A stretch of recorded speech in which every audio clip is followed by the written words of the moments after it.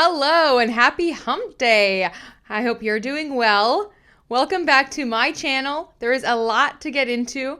First, we're going to start with what in the Black Mirror is going on with space this week. And then we'll talk a little bit about another simple favor star. And then also get into a few things that have happened in court the last few days. There's shots fired. It was all directed towards the Wayfarer parties. They did take a hit. They lost one of their motions. We'll get into all of that interesting stuff. But yes, let's get into it straight away. If you're ready, I'm ready. Let's go in frame with Mandy Magnan.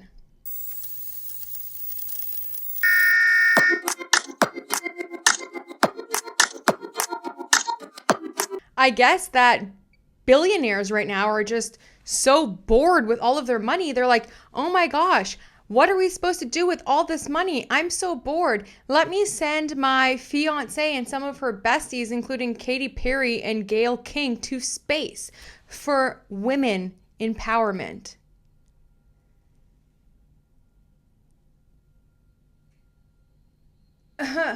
Okay.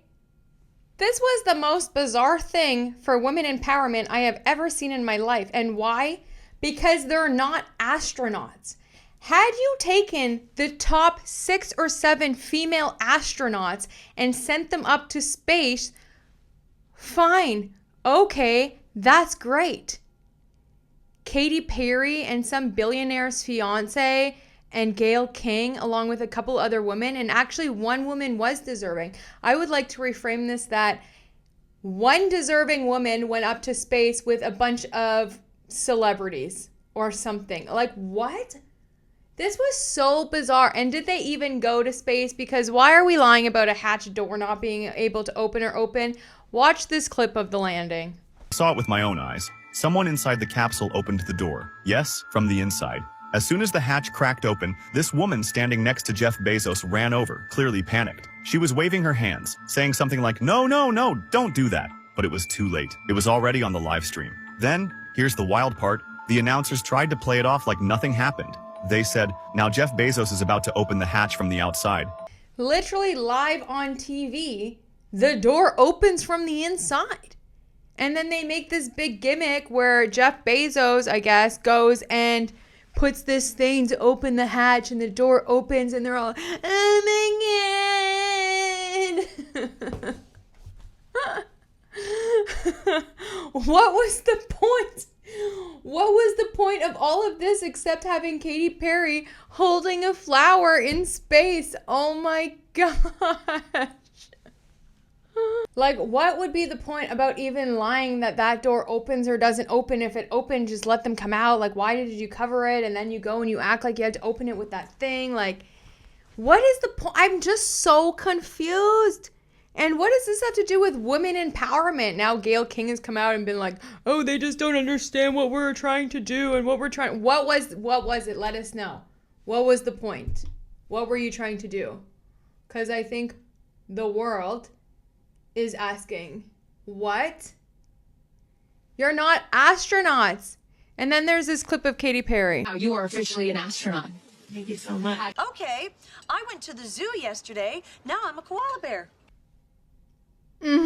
Yeah, okay. But I do want to talk about this woman who was on the flight, Amanda Nguyen. I hope I said her last name correct. I would like to tell you a little bit about this phenomenal woman. Everyone's talking about Katy Perry and Gayle King and that billionaire's fiance, but I want to talk about Amanda, especially this month, especially right now, this week for me, and I'll get into it being National Sexual Assault Awareness Month. Amanda earned her Bachelor of Arts at Harvard University, graduating in 2013.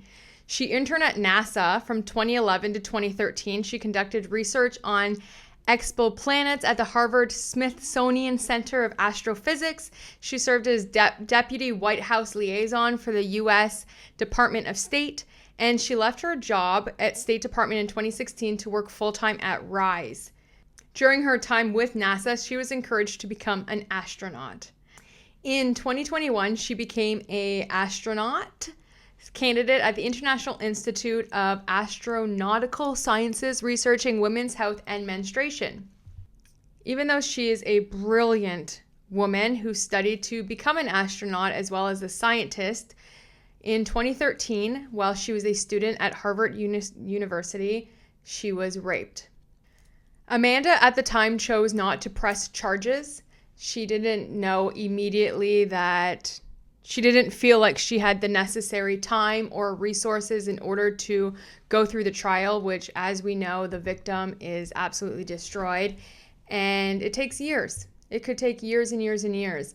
But she did have a rape kit done.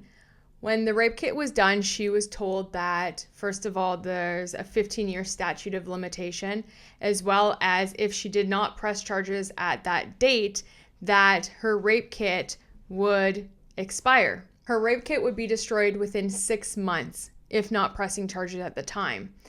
Amanda, obviously very traumatized from this experience, felt that the system was very broken, which the system is very broken for women. And she didn't feel like she got the necessary information or that she was protected at all. And there was no legal protections, and the ones that were there were very insufficient. The next year, in November of 2014, Amanda Nguyen founded RISE, a non-profit organization which is aimed to protect the civil rights of sexual assault and rape survivors. She headed the organization in her spare time until September of 2016. In July of 2015, Amanda Nguyen met with senators from New Hampshire to discuss legislation that would protect survivor rights on the federal level. There, she drafted the Sexual Assault Survivors' Right Act, a bill that passed unanimously through the United States Congress. Congratulations and thank you.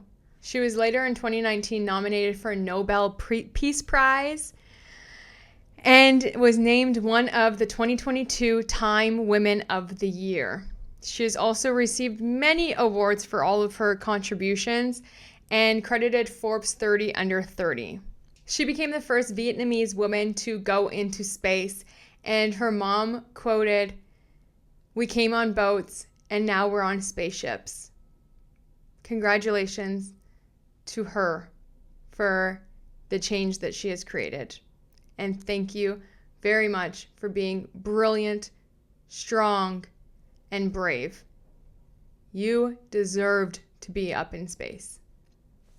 So why does this matter so much to me, and why does Amanda absolutely inspire me so much? Especially this week, I will get into it. Up until about 2 years ago, I would call Good Friday Shitty Friday. It was always Shitty Friday. It was stapled into my brain. And why was it that and not Good Friday? Well, when I was in college, like Amanda, I was assaulted. I wasn't raped, but I was sexually assaulted in college. And there aren't a lot of protections for you. The college tries to keep it very quiet. What happens to you when you report it is absolutely horrendous. And it lived with me for a very long time, up until really like 2 years ago, where I can say like it's Good Friday again, and I don't get around this time of the year in it, back into the depression. April is awareness for sexual assault on women. And yet we have billionaires spending $30+ million to send women up to space for 11 minutes. Katy Perry, Gayle King, what? For what?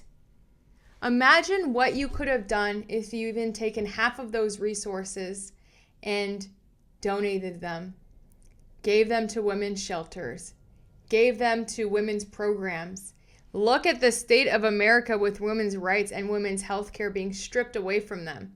And you think empowering women today is by sending these women up in space for 11 minutes to take selfies? Absolutely. Black Mirror. This is definitely this is the 2025 let them eat cake moment. And honestly, the only time this comment is acceptable, because this comment is never acceptable, it's actually number 1 on my list of things that boggles my mind, and it's this.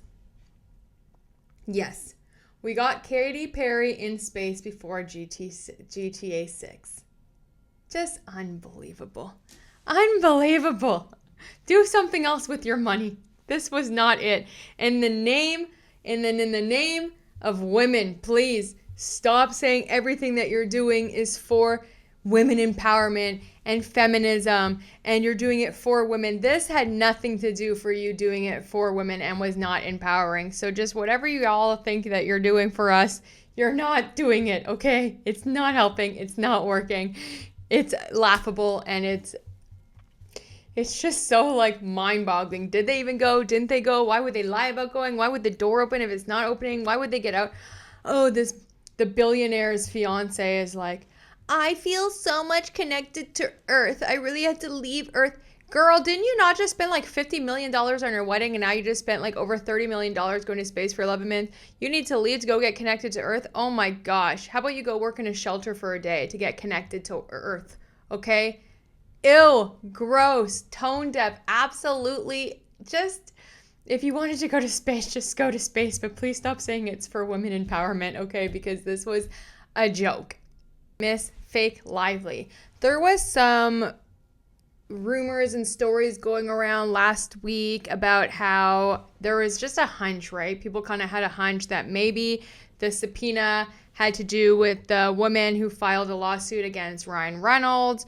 That whole lawsuit to me is a little bit strange also because of the timing. She was suing them for altering things online and on the internet, and then Blake is suing someone for doing... It was just very weird timing. But I did go down the rabbit hole because I was like, maybe there is something to this, and there isn't. There was no time. Here are all the records from that case. It was closed within 6 days. It was November 1st to November 7th, not October. The subpoena in question is apparently October 1st, and there is some new information about that, and all I have to say is fraud, which is what we all knew it was. It's now being reported that the purported subpoena dated October 1st, 2024 reportedly originates from the Manhattan Supreme Court, but curiously lacks an official court stamp. No one can find this subpoena in the records. When I tell you I went down the rabbit hole and I tried to find this subpoena, which means it wasn't actually filed in court, which doesn't mean that all of the text messages and all of that stuff is ever going to be now removed or not be able to be used because there's so much evidence. However, it doesn't look good if they've lied and fraud, and this actually might... it's definitely going to be tricky for the New York Times as well if they thought that there was a subpoena. If Blake's team did kind of make this up and Stephanie Jones just kind of went with it and it's not true, but it was not filed in court, allegedly. The document is said to have been signed by a lawyer from Manat, Phelps and Phillips, the firm representing Lively and her husband, actor Ryan Reynolds.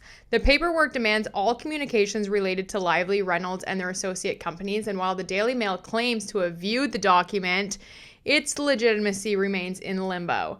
Right, the Daily Mail says, oh, we've seen the subpoena, but yet Brian Freeman and the Wayfarer party still have it, and nobody online can find it. Not just internet sleuths like me, girl, but nobody can find it. It's very odd. It's very strange. Brian Freeman, the Wayfarer's party's lawyer, has come out swinging. He's made a statement, as he does, and says there is no doubt that Stephanie Jones willingly and maliciously spread private and confidential communications concerning her former clients in an effort to humiliate them and destroy the fledgling business and reputation of her former employee. Brian Freeman declared in a blistering statement he also questioned whether any legal grounds existed at the time Jones acted, painting the situation as a vengeful portrayal. So, of course, Stephanie motherfucking Jones answered just saying, hey, this is just another distraction. It's just another distraction. Don't worry, they're distracting us from the core issue, the damning messages themselves. The damning messages themselves, Stephanie Jones? Jones, look, you seem like not a good person, right? Like not a great employer, a mean, bitter, a little psychotic woman, right? That's fine. That's alleged. That's, there's been people coming out with those stories, girl, since for a long time, way before Jennifer Abel, right? The messages themselves, what's so funny about that is because none of your messages were there. And you sent a lot of messages because you were still representing Wayfarer and Justin Baldoni.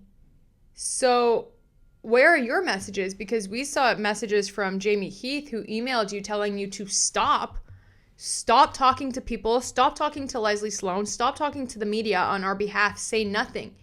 Where are your messages of what you were saying? You only gave Jennifer Abel's? Where's yours? And the messages that I saw that you think are so damning actually to me shows that Justin Baldoni the whole time was like still trying to freaking protect Blake. Still was like, I hope this is not us. Please tell me this isn't us. And there's text there from Jennifer Abel and Melissa Nathan saying, this is all organic. We didn't have to do anything. We didn't even have to implement our plan because it's doing it itself. So what? And if that subpoena ain't real, which is what we've been saying since the beginning, how she got those text messages, it is alleged in Justin Baldoni's lawsuit with screenshots that Leslie Sloan called Melissa Nathan and Jennifer Abel, one of them, I forget which one, called them the day Jennifer Abel was walked out and her phone taken away from Stephanie Jones, called and said, be prepared to be sued. I'm suing you. So if there was a subpoena, why would she make that call the same day you took her phone away? Like, make the timeline make sense here. You're shady. You did it because you're bitter. You did it because you were angry. And now you guys have to answer because gross. Last week, the Wayfarer parties asked for an extension because they received over 1,600 interrogatories that were expecting of them, and they asked for an extension.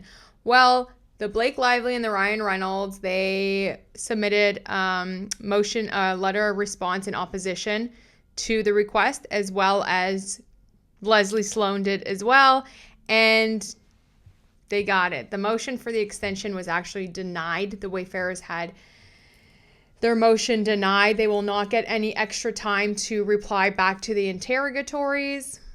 Let's just take a look at, because I thought this was very interesting, a few of the things that is being requested from the Wayfarer parties. And this is just from Leslie Sloan. This is one. She provided two exhibits, Exhibit A, Exhibit B, of the things that she's asking for. One from Leslie Sloan and then one from Vision PR, so her company and her. There are so many things, okay?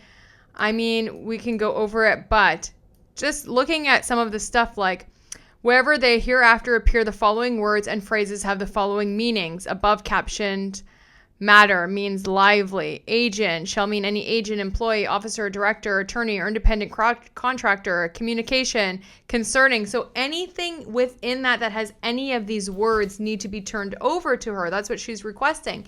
And then what I found, and some of them are just like, wow. But then what I thought was very interesting and what you can see here is she is asking from this, unless otherwise indicated, the relevant period for these interrogatories is from January 1st, 2019 to the present. 2019 to now? And you're not even going to give them a little bit of an extension to get all of this for you? The woman who started it? My gosh. And it's no surprise here that third-party defendant Jonesworks, Stephanie motherfucking Jones, put in a memorandum of law to be dismissed. She wants to be dismissed from Jennifer Abel's third-party complaint. And she eats her up, girl. I mean, I just read the introduction, but it's kind of crazy. If you've been following and you know, I'm just going to do a quick recap for y'all. Stephanie Jones has Jonesworks. Jonesworks hired Jennifer Abel. Jennifer Abel worked for Stephanie Jones for a very long time, for years. She gave her months notice that she was leaving because Stephanie Jones allegedly went a little crazy and was horrible. A horrible boss. A horrible person. Okay? So Jennifer Abel wanted to leave, go do her own thing, start her own business, and was treated just like absolutely horrible when she left, okay? It's wild. But now Jennifer Abel has brought her in as a third-party complainant, being like, well, if you're saying that all of these things that happened, if the smear campaign and all of these astroturfing and all of this stuff happened, I was actually employed by someone, so therefore my employer is also going to be brought up to the table, okay? This is just her preliminary statement. Jennifer Abel went rogue. She ruthlessly pursued her own career advancements by leading an aggressive smear campaign and pinning it on her employer, Jonesworks, while contemporaneously, wow. Anyway, I'm not going to get that word right now, okay? Give a girl a break. While contemporaneously seeking to take it down her employer by spearheading a Business Insider hit piece against the company and its CEO, Stephanie Jones, stealing confidential documents, poaching clients, and seeking to ruin Jones's decades-built reputation, all before the dust had time to settle. Her duplicitous plans nearly succeeded until Jonesworks caught Abel red-handed executing her treasonous plan by stealing confidential company files on her way out the door. Jonesworks promptly terminated her for her theft, disloyalty, and replete contractual violations. Now having been unmasked as the puppeteer behind this smear campaign and facing lawsuits that seek to hold her accountable for her own actions she intentionally hid from Jonesworks and engaged in well outside the purview of her employment, Abel brazenly seeks identification from the employer she betrayed and sought to ruin. Abel's audacious ploy to evade responsibility fails as a matter of law for multiple reasons and should be rejected out of hand. First, Abel entered into a valid and enforceable contract that mandated the application of New York law to her employment and all disputes relating to her performance of her duties to Jonesworks, a New York company. She cannot now renege on that agreement while retaining the benefits she reaped from it and seek indemnification under a California statute that is plainly inapplicable. Her California statutory identification claims should be dismissed. Second, Abel cannot seek identification where she was acting in her own interest, which she actively hid from and were opposed those of Jonesworks. Abel's pleadings make clear that precisely what she was doing. And then, she goes on to show like all the text messages, of course, cherry-picked text messages. I am going to do a little bit more of a deep dive on this when I've highlighted some of the most relevant of like things that she's saying. But what an attack on Jennifer Abel, the way she worded that. My gosh, I already know the Wayfarer parties and Brian Freeman are going to have a field day. They wrote this so brazen, so confidently, so attacking Jennifer Abel when like we've already seen the emails and the text messages. You can't just like spin a magic wand and all of our memories are going to get taken away. We're going to forget everything. We're going to forget that you are a monster. Oh my gosh. Make it make sense. This is so crazy to even, I understand like you want to be dismissed, Stephanie Jones, of course, but you're in this, okay, girl? You're in this. You all are in this. Y'all got trapped in the spider web that is Blake Lively's control. And I don't know. I really think we're here today because there were a handful of women who were hurt, angry, reactive, bitter, and sought revenge.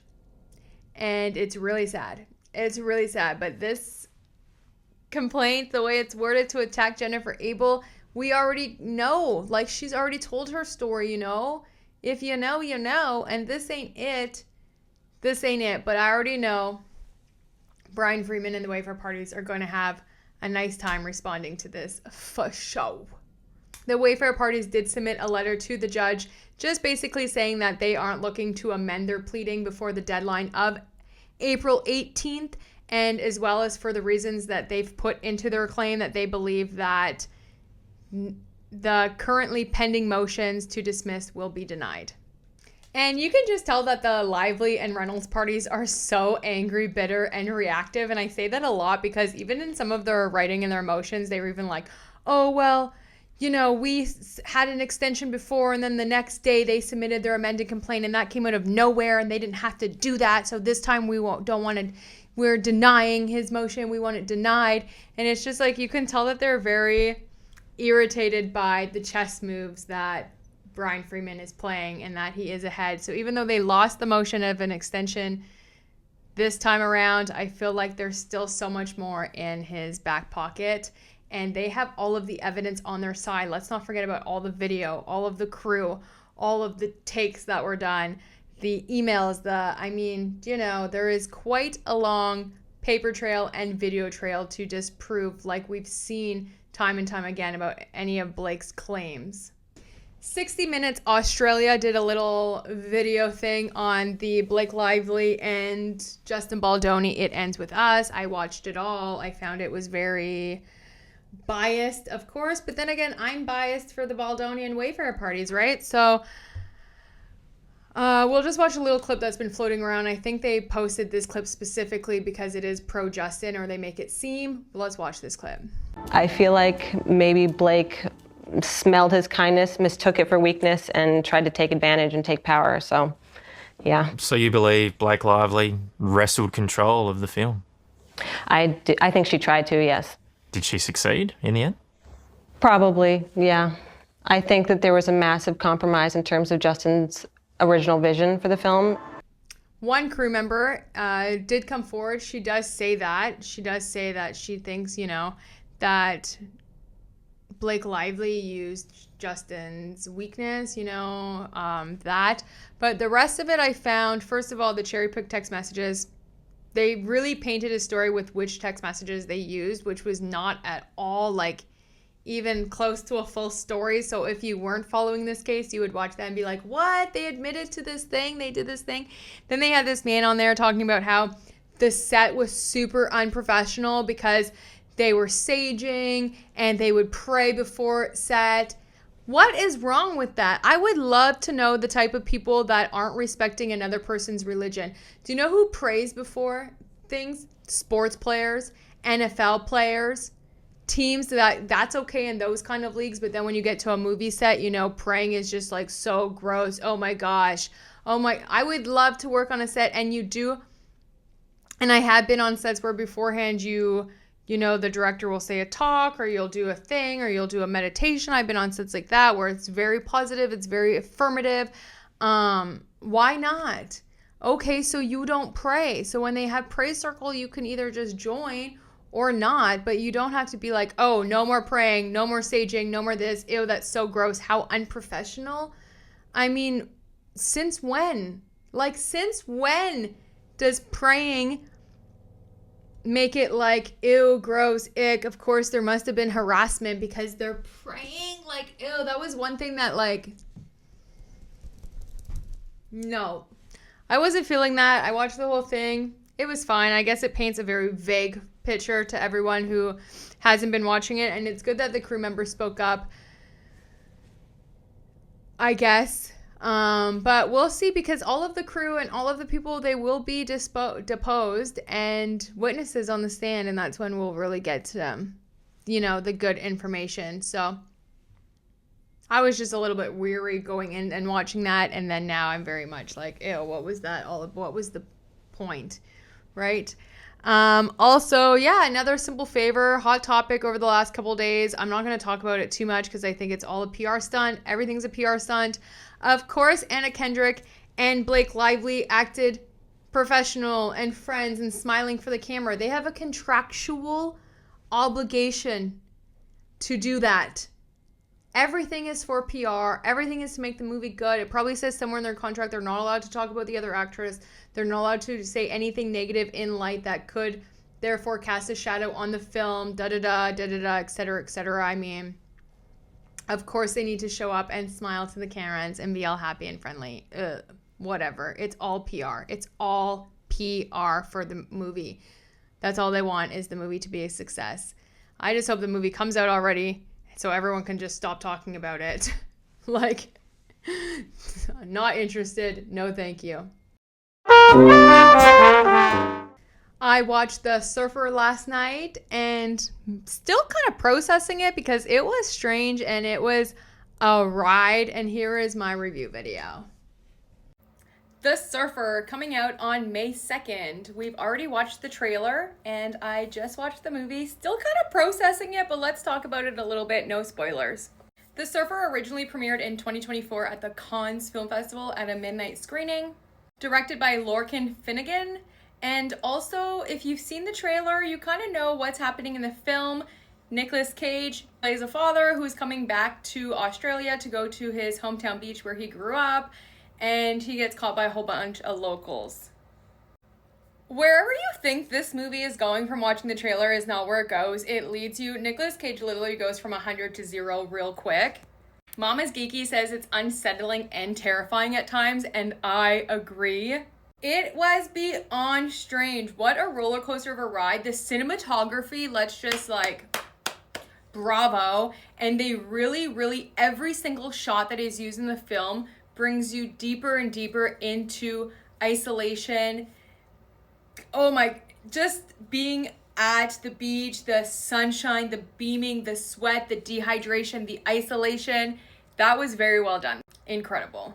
Variety quoted Nicolas Cage goes full Cage, and I agree. Some are coining it that this is Nicolas Cage's best performance ever. It was good. It was fantastic. It was great. The entire thing, it was just a ride. The themes of masculinity and belonging and, being accepted is very strong and prevalent in this movie, and that's all I'm going to say about that too. I really went into this movie not knowing, like, with really no expectations at all. I just was, like, down for a good ride, and it was a roller coaster of a ride. It was very well done. There was some parts too where I was like gagging. You really go into a spiral of madness with Nicolas Cage in this movie. And the Aussies, I mean, the cast was brilliant. If you want to be swept away by the waves and go on a journey, The Surfer, May 2nd, it's out in theaters. Wow. Also, The Last of Us first episode is out. Oh my gosh. When I was like yelling at the screen, like, Joel, just say something to her. Joel, tell her the truth. Joel, just stop being such a freaking thick-headed man and just tell her. It was a great first episode. I'm very excited to see where this season's gonna go. Oh my gosh. I'm very pumped for the show. This is probably the show I'm the most pumped about right now, as well as Handmaid's Tale. They're going back in, and we're going to see what happens. But like I said, if this final season of Handmaid's Tale doesn't have Gilead over and Hannah in June's arms, oh, look. No, loser, not interested in it. Yeah, that's pretty much all from me for today. I don't know, kind of just having a good day, winging it a little bit. There was so much to get into. I could dive specifically into all of the court dockets if anyone is interested in that, like I usually do, and highlight the most relevant points. I think I'm going to do that anyway with the Jonesworks one, so maybe I'll make a video about that tomorrow. But let me know what you're most interested in. There should be some more filings happening in the next few days, and of course on the 18th in 2 days, on Friday, that is the deadline for all of the stuff that everyone's asking for, so I'm sure we'll see some movement Friday. Yeah. And like always, I like to end on a little bit of a positive note or something inspiring or motivated or, I don't know, something joyful and happy. And the only thing that's really coming to me today is taking the time for you and taking the time to just like have time out or a day off. It's invaluable when you're really listening to yourself and your body and your mind and, you know, to just let go every now and then. That's really what's coming to me today. I just had a couple of days off, so that's probably what it was. Were they super highly productive? No. Did I do a couple auditions, did a workout, got back to the gym, first time since December, so I was happy about that. But then other than that, I just had a good time. I went out for dinner with a girlfriend. That was amazing. The day after, I hung out with my friend at night, cooked us dinner, watched a movie, had a great time. And I wouldn't say if I was chalking them down on a list from my to-do list. Was I scratching out a whole bunch of things from my to-do list, or was I super productive? But I had a great time and I recharged and I took off the pressure of anything and I just lived life and was worry-free. And isn't that what it's all about? You know, you can be go, go, go, go, go and productive, but if you're not doing it out of joy or love, or if you're not full and you're pushing, that's just not a very good place to be. And it could be very heavy and it can seem like everything is a burden and everything is a task and you don't want to get to anything. I'm a huge advocate of taking time for you and taking a day off or taking a couple days off and resting and refueling and refilling your cup so that you're 100%, so that you're able to show up. So, you know, I talk a lot about seasons and how seasons can change. Well, that can change also within weeks, right? Not a season of months and months and months, but sometimes in a week you could be giving her 5 days and then guess what? You need a day off too. So maybe if you're just going to have a stay in bed all day, movie pajama day, order Uber Eats, that's okay. That's okay too. That's part of it. You have to enjoy it. And I used to get very in my head or guilty about those kind of days, you know, like, oh, I didn't do anything yesterday. I just hung out or whatever it is.